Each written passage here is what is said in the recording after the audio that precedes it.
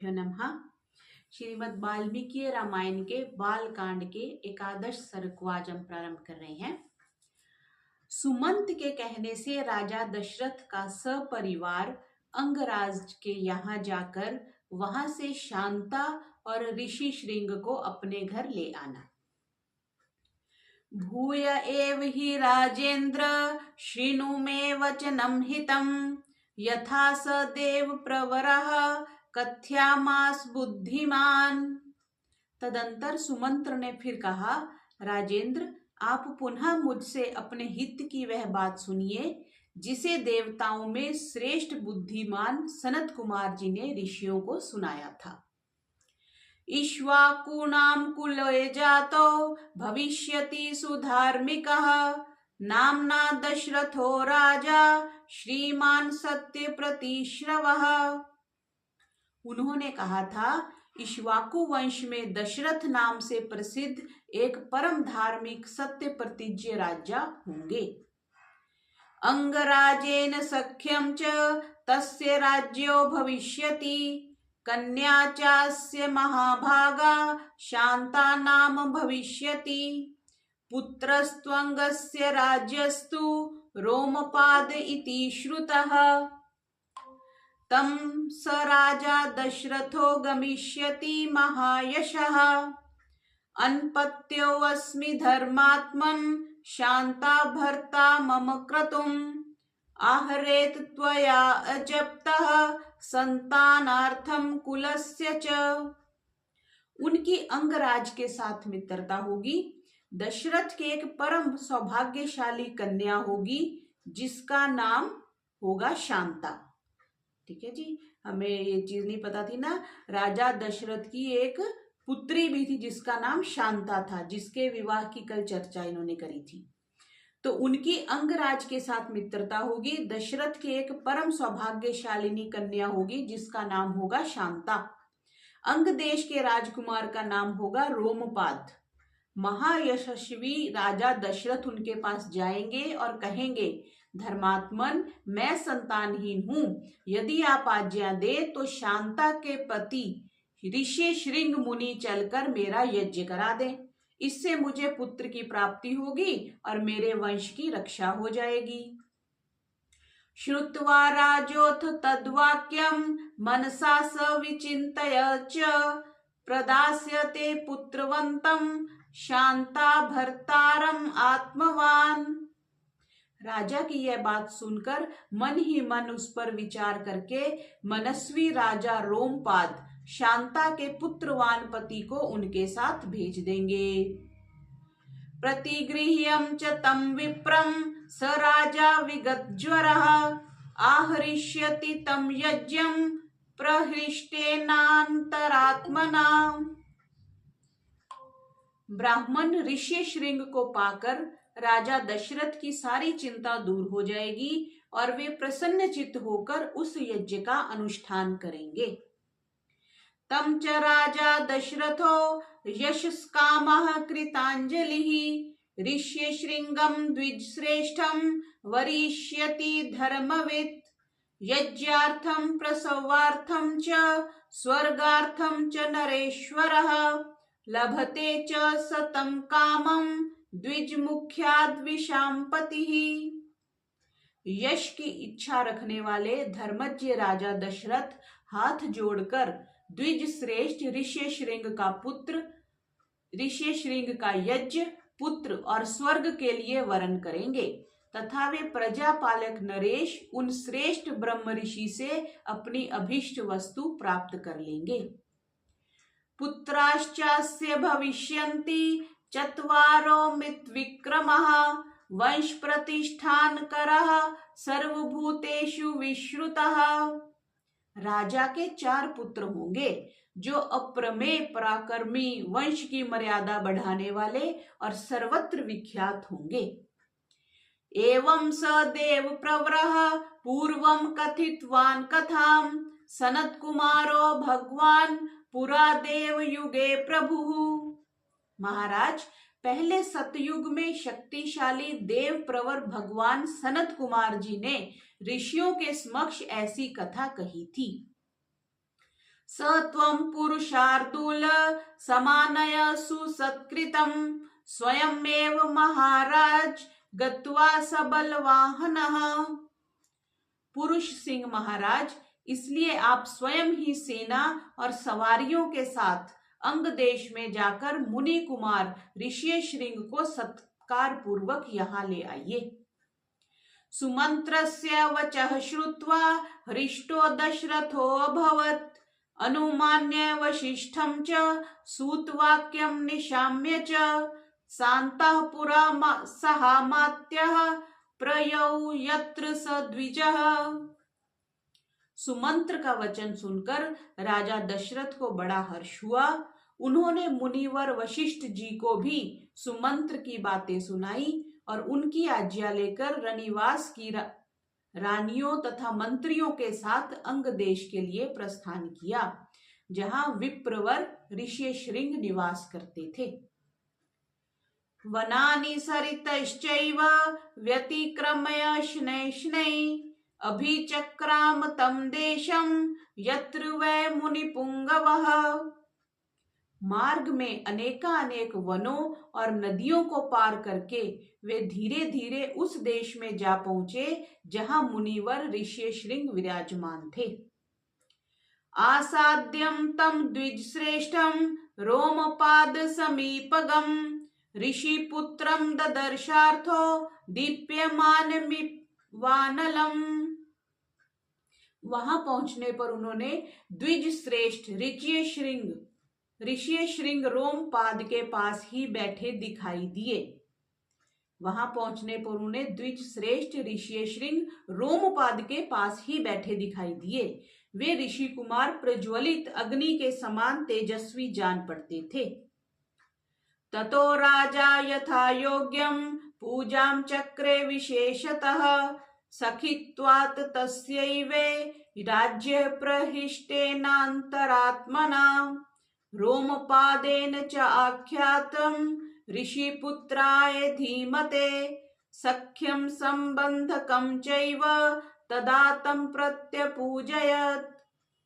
तदंतर राजा रोमपाद ने मित्रता के नाते अत्यंत प्रसन्न हृदय से महाराज दशरथ का शास्त्रोक्त विधि के अनुसार विशेष रूप से पूजन किया और बुद्धिमान ऋषि कुमार ऋष्यशृंग को राजा दशरथ के साथ अपनी मित्रता की बात बताई। उस पर उन्होंने भी राजा का सम्मान किया। तो यहाँ से देखते हैं कि राजा का वो सम्मान पूजन करते हैं तो राजा भी ऋषियों का सम्मान करते हैं, क्योंकि राजा होना भी तो बहुत बड़ी तपस्या का फल है ना। अगर ऋषियों के पास तपस्या है तो राजा दशरथ भी बहुत तपस्वी थे। जो अष्टावक्र गीता है उसमें भी राजा दशरथ का बहुत बड़ा ज्ञान की हमें महिमा देखने को मिलती है। आगे आएगा राजा दशरथ जी के विद्वत्ता के बारे में। एवं सुसत्कृत्स्तेन सहोषित्वा नरशर्भ सप्ताष्ट दिवसान् राजा राजन् इदं ब्रवीत् शांता तव सुता राजन् सह भर्त्रा विशाम्पते मदीयं नगरं यातु कार्यं हि महद्युत्यतम्। इस प्रकार भली भांति आदर सत्कार पाकर नरश्रेष्ठ राजा दशरथ रोमपाद के साथ वहां 7-8 दिनों तक रहे। इसके बाद वे अंगराज से बोले, प्रजापालक नरेश, तुम्हारी पुत्री शांता अपने पति के साथ मेरे नगर में पदार्पण करे, क्योंकि वहां एक महान आवश्यक कार्य उपस्थित हुआ है।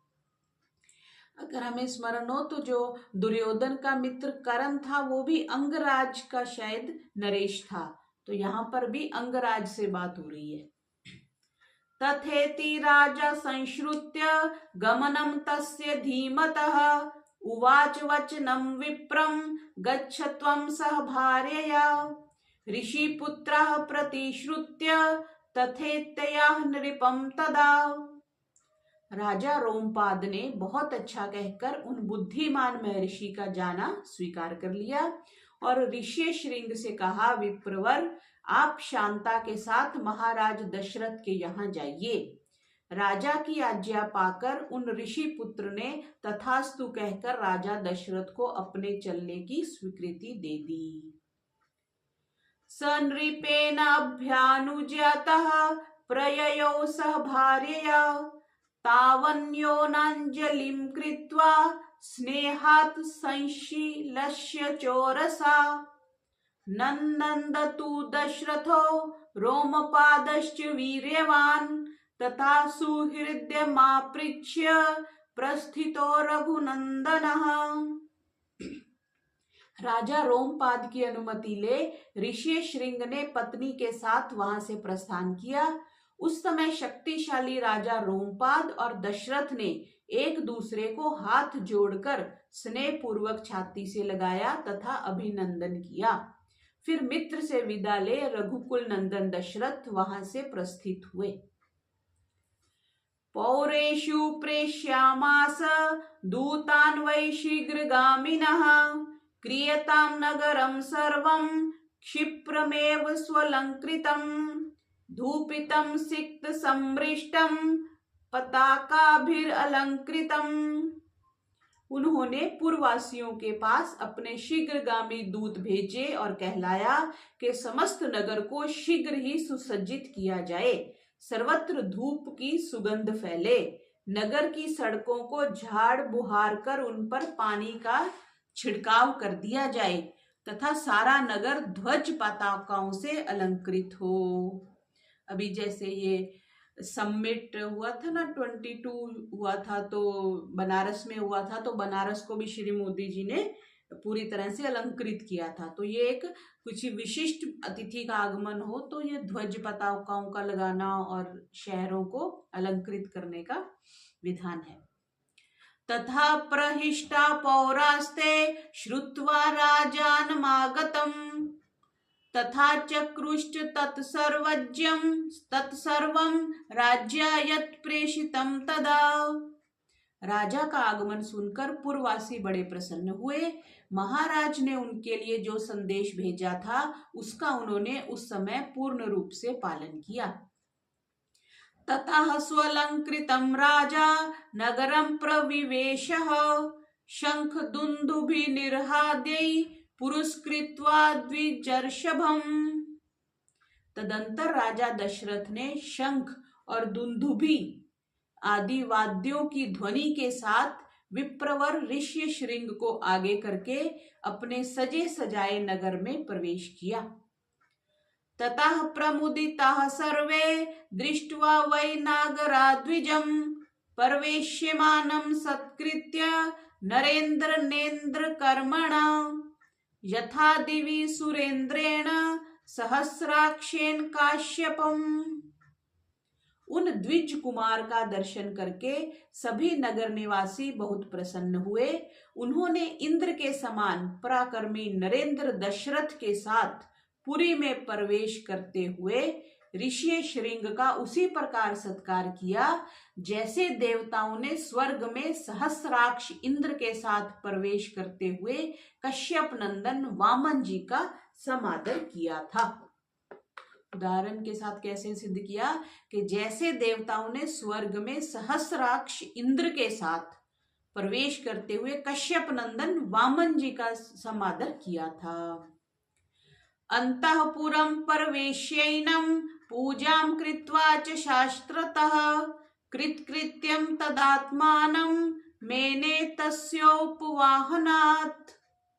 ऋषि को अंतःपुर में ले जाकर राजा ने शास्त्र विधि के अनुसार उनका पूजन किया और उनके निकट आ जाने से अपने को कृतकृत्य माना। अंतःपुराणि सर्वाणि शान्तां दृष्ट्वा तथागतां सह भर्त्रा विशालाक्षीं प्रीत्या आनंदमुपागमन्।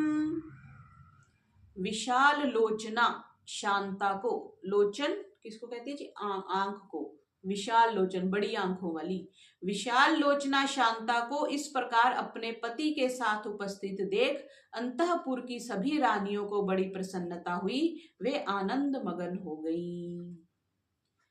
पूज्यमाना तु ताभिः सा राज्या चैव विशेषतः उवास तत्र सुखिता कंचित कालम सहद्विजा। शांता भी उन रानियों से तथा विशेषता महाराज दशरथ के द्वारा आदर सत्कार पाकर वहां कुछ काल तक अपने पति विप्रवर ऋष्यशृंग के साथ बड़े सुख से रही। इतिहासे श्रीमद् रामायणे वाल्मीकिये आदि काव्ये बालकांडे एकादशः सर्गः। इस प्रकार श्री वाल्मीकि निर्मित आर्ष रामायण आदि काव्य के बालकांड में 11वां सर्ग पूरा हुआ। आगे 12 सर्गः। राजा का ऋषियों से यज्ञ कराने के लिए प्रस्ताव, ऋषियों का राजा को और राजा का मंत्रियों को यज्ञ की आवश्यक तैयारी करने के लिए आदेश देना। ततः काले बहुतिथे कस्मिश्चित् सुमनोहरे वसन्ते समनुप्राप्ते राज्यो यष्टुं मनो अभवत्। तदंतर बहुत समय बीत जाने के पश्चात कोई परम मनोहर दोष रहित समय प्राप्त हुआ। देखो क्या शब्द यूज किए, परम मनोहर। मनोहर तो हम अक्सर करते हैं, दोष रहित समय। बहुत से समय ऐसे होते हैं दोष वाले होते हैं। कैसे? जैसे ग्रहण का समय हो या जैसे पूर्णिमा के बाद का कृष्ण पक्ष हो, तो दोष रहित समय प्राप्त हुआ। उस समय वसंत ऋतु का आरंभ हुआ था। राजा दशरथ ने उसी शुभ समय में यज्ञ आरंभ करने का विचार किया। ततः प्रणम्य शीर्षातं विप्रम देववर्णिनं यज्ञाय वर्यामास संतानार्थम कुलस्य च। तत्पश्चात उन्होंने देवोपम कांति वाले विप्रवर ऋष्यशृंग को मस्तक झुकाकर प्रणाम किया और वंश परंपरा की रक्षा के लिए पुत्र प्राप्ति के निमित्त यज्ञ कराने के उद्देश्य से उनका वरण किया। तथेति च स राजान उवाच वसुधा अधिपम संभारा संभ्रयन्तां ते तुर्गश्च विमुच्यताम् सर्यवाश्चोत्तरे तीरे यज्ञ भूमि विधीयताम्। ऋष्यशृंग ने बहुत अच्छा कहकर उनकी प्रार्थना स्वीकार की और उन पृथ्वीपति नरेश से कहा कि राजन, यज्ञ की सामग्री एकत्र कराइए। भूमंडल में भ्रमण के लिए आपका यज्ञ संबंधी अश्व छोड़ा जाए और सरयू के उत्तर तट पर यज्ञ भूमि का निर्माण किया जाए। सरयू के उत्तर तट पर। ततो ब्रीवन् नृपो वाक्यं ब्राह्मणान् वेद पारगान् सुमन्त्रावाह्य क्षिप्रं ऋत्वजो ब्रह्मवादिनः सुयज्ञं वामदेवं च जाबालिमत् काश्यपं पुरोहितं वसिष्ठं च ये चान्ये द्विज सत्तमः। तब राजा ने कहा, सुमंत्र, तुम शीघ्र ही वेद विद्या के पारंगत ब्राह्मणों तथा ब्रह्मवादी ऋत्वजों को बुला ले आओ।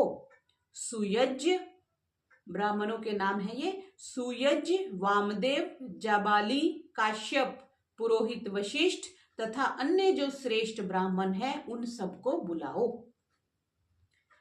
ततः सुमंत्र सत्वरितं गत्वा त्वरित विक्रमः समानयत् स तान् सर्वान् समस्तान् वेद पारगान्। तब शीघ्रगामी सुमंत्र तुरंत जाकर वेद विद्या के पारगामी उन समस्त ब्राह्मणों को बुला लाए। तान् पूजयित्वा धर्मात्मा राजा दशरथस्तदा धर्मार्थ सहितं युक्तं सलक्षणं वचनम् अब्रवीत्। धर्मात्मा राजा दशरथ ने उन सब का पूजन किया और उनसे धर्म और अर्थ से युक्त मधुर वचन कहा। धर्म और अर्थ से युक्त मधुर वचन कहा। ममता तप्यमानस्य पुत्रार्थं नास्ति वै सुखं पुत्रार्थं है मेधेन यक्ष्यामीति मतिर्मम। महर्षियों, मैं पुत्र के लिए निरंतर संतप्त रहता हूँ। उसके बिना इस राज्य आदि से भी मुझे सुख नहीं मिलता है। अतः मैंने विचार किया है कि पुत्र के लिए अश्वमेध यज्ञ का अनुष्ठान करूं। तद अहम यष्टुमिच्छामि हयमेधेन कर्मणा ऋषि पुत्र प्रभावेन कामान प्राप्स्यामि च अभयम्। इसी संकल्प के अनुसार मैं अश्वमेध यज्ञ का आरंभ करना चाहता हूँ। मुझे विश्वास है कि ऋषि पुत्र ऋषि श्रृंग के प्रभाव से मैं अपनी संपूर्ण कामनाओं को प्राप्त कर लूंगा। तथा साध्विति तद्वाक्यं ब्राह्मणा प्रत्यपूजयन् वशिष्ठ प्रमुखा सर्वे पार्थिवस्य मुखाच्युतम्। राजा दशरथ के मुख से निकले हुए इस वचन की वशिष्ठ आदि सब ब्राह्मणों ने साधु साधु कहकर बड़ी सराहना की। ऋष्य श्रृंग पुरोगाश्च प्रत्युचु नृपतिं तदा संभारा संभ्रयन्तां ते दुर्गश्च विमुच्यताम् सर्यवाश्चोत्तरे तीरे यज्ञ भूमिर्विधीयताम्। इसके बाद ऋषि श्रृंग आदि सब महर्षियों ने उस समय राजा दशरथ से पुनः यह बात कही कि महाराज, यज्ञ सामग्री का संग्रह किया जाए, यज्ञ संबंधी अश्व छोड़ा जाए तथा सरयू के उत्तर तट पर यज्ञ भूमि का निर्माण किया जाए। सर्वथा प्राप्स्यसे पुत्रांश चतुरोमित विक्रमान यस्य ते धार्मिकी बुद्धिर अयम पुत्रार्थमागता। तुम यज्ञ के द्वारा सर्वथा 4 मतलब कामना ही 4 की कर दी राजा दशरथ ने। तुम यज्ञ द्वारा सर्वथा 4 अमित पराक्रमी पुत्र प्राप्त करोगे, क्योंकि पुत्र के लिए तुम्हारे मन में ऐसे धार्मिक विचार का उदय हुआ है। अब ये किसने कहा? ये या तो अगले श्लोक में आएगा। ऋषियों ने, ऋषि श्रृंग आदि सब महर्षियों ने उस राजा दशरथ से ये कहा। तो ये ऋषियों ने फिर ये बात कही होगी कि तुम 4 पराक्रमी पुत्रों को प्राप्त करेंगे। अभी पिछले कुछ वर्षों में जब मैं मॉरिशस गई तो वहां पर एक पति पत्नी थे, आर्य समाज का बहुत काम करते थे वो, तो उनके पुत्र नहीं था। तो भारत से फिर एक आचार्य जी गई थी, मुझे नाम नहीं स्मरण उनका, तो वो गई पुष्पा जी, शायद आचार्य पुष्पा जी गई थी। उन्होंने पुत्रेष्टि यज्ञ कराया उनके लिए। तो फिर उनके पुत्र हुआ था, फिर उन्होंने एक पहले अडॉप्ट भी किया हुआ था, फिर पुत्र भी हुआ था। और ये भी रिसेंट की बात है, तब तो कितना सात्विक माहौल था और ऋषि लोग होते थे। लेकिन आज के समय में भी ये जो पुत्रेष्टि यज्ञ करते हैं उनको पुत्र की प्राप्ति होती है। तो इधर महर्षि ने क्या कहा कि तुम यज्ञ द्वारा सर्वथा 4 अमित पराक्रमी पुत्र प्राप्त करोगे, क्योंकि पुत्र के लिए तुम्हारे मन में ऐसे धार्मिक विचार का उदय हुआ है। ततः प्रीतो अभवत् राजा श्रुत्वा तु द्विज भाषितम् अमात्यान् अब्रवीद् राजा हर्षेनेदं शुभाक्षरम्। ब्राह्मणों की यह बात सुनकर राजा को बड़ी प्रसन्नता हुई। उन्होंने बड़े हर्ष के साथ अपने मंत्रियों से यह शुभ अक्षरों वाली बात कही। शुभा अक्षरम ये कहा। गुरु नाम वचना शीघ्रम संभारा संभ्रयन्तु मे समर्था अधिष्ठाताश्चाश्वः सोपाध्यायो विमुच्यताम्। गुरुजनों की आज्ञा के अनुसार तुम लोग शीघ्र ही मेरे लिए यज्ञ की सामग्री जुटा दो। शक्तिशाली वीरों के संरक्षण में यज्ञ अश्व छोड़ा जाए और उसके साथ प्रधान ऋत्विज भी रहे। सर्यावाश्चोत्तरे तीरे यज्ञ भूमिर्विधीयताम् शान्तयश्चाभिवर्धताम् यथा कल्पम यथा विधि। सरयू के उत्तर तट पर यज्ञ भूमि का निर्माण हो, शास्त्रोक्त विधि के अनुसार क्रमशः शांति कर्म, पुण्य हवाचन आदि का विस्तार पूर्वक अनुष्ठान किया जाए, जिससे विघ्नों का निवारण हो। शांति कर्म के मंत्र एक तो बोले और एक पुण्य हवाचन। पुण्य हवि तो हवन के लिए प्रयोग हो जाता है, वाचन जो हम बोलते हैं, पुण्य वाचन मीन्स पुण्य कुछ मंत्रों का आदि का विस्तार पूर्वक अनुष्ठान किया जाए, जिससे विघ्नों का निवारण हो। शक्यः कर्तुम् अयं यज्ञः सर्वेणापि महीक्षिता, नापराधो भवेत् कष्टो यद्यस्मिन् क्रतुसत्तमे। यदि इस श्रेष्ठ यज्ञ में कष्टप्रद अपराध बन जाने का भय ना हो तो सभी राजा इसका संपादन कर सकते हैं। यदि इस श्रेष्ठ यज्ञ में कष्टप्रद अपराध बन जाने का भय ना हो, ये बात कही, इसका आगे कुछ विवरण मिलना चाहिए, तो सभी राजा इसका संपादन कर सकते हैं। इसका मतलब कुछ कष्ट होता होगा तभी सभी राजा इसका नहीं करेंगे। छिद्रम ही मृग्यन्त्येते विद्वांसो ब्रह्म राक्षसः, विधिहीनस्य यज्ञस्य सद्यः कर्ता विनश्यति। परंतु ऐसा होना कठिन है, क्योंकि ये विद्वान ब्रह्म राक्षस यज्ञ में विघ्न डालने के लिए छिद्र ढूंढा करते हैं। विधिहीन यज्ञ का अनुष्ठान करने वाला यजमान तत्काल नष्ट हो जाता है। तो इन्होंने ऊपर ये कहा कि श्रेष्ठ यज्ञ में कष्टप्रद अपराध ना बन जाने का भय ना हो। तो भय किससे? वो अगले श्लोक में पूरा हुआ कि राक्षस यज्ञ में विघ्न डालते हैं, और यज्ञ जो विधि से हीन हो गया उसके करने वाला जो यजमान है वो तत्काल नष्ट हो जाता है। तद यथा विधि पूर्वम मे कृत्रेश समाप्यते, तथा विधानम क्रियताम स्मर्था कर्णेष्वः। अतः मेरा यह यज्ञ जिस तरह विधि पूर्वक संपूर्ण हो सके वैसा उपाय किया जाए। तुम सब लोग ऐसे साधन प्रस्तुत करने में समर्थ हो। तो राजा ने ब्राह्मणों से और महर्षियों से ये कहा कि तुम सब लोग ऐसा साधन प्रस्तुत करने में समर्थ हो, क्योंकि ऊपर ये भी बोला ना कि शक्तिशाली वीरों के साथ संरक्षण में यज्ञ अश्व छोड़ा जाए। तो यहाँ पे शक्तिशाली वीर इसीलिए कि राक्षस लोग जो है वो यज्ञ में बाधा ना पहुंचाएं। तथेति च ततः सर्वे मंत्रिणः प्रत्यपूजयन् पार्थिवेन्द्रस्य तद्वाक्यं यथाज्ञप्तम् अकुर्वत। तब बहुत अच्छा कहकर सभी मंत्रियों ने राजराजेश्वर दशरथ के उस कथन का आदर किया और उनकी आज्ञा के अनुसार सारी व्यवस्था की। ततो द्विजास्ते धर्मज्ञं स्तुवन् पार्थिवर्षभम्, अनुज्ञातास्ततः सर्वे पुनर्जग्मर्यु यथागतम्।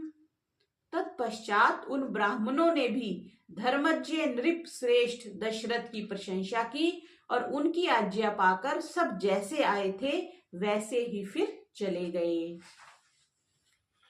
गतेषु तेषु विप्रेषु मंत्रिणस्तान् नराधिपः, विसर्जित्वा स्वं वेशं प्रविवेश महापतिः। उन ब्राह्मणों के चले जाने पर मंत्रियों को भी विदा करके वे महाबुद्धिमान नरेश अपने महल में गए। इतिहासे श्रीमद् रामायणे वाल्मीकिये आदि काव्ये बालकांडे 12 सर्गः। इस प्रकार श्री वाल्मीकि निर्मित आर्ष रामायण आदि काव्य के बालकांड में 12वां सर्ग पूरा हुआ। ओम ओम ओम सर्वेभ्यो नमः।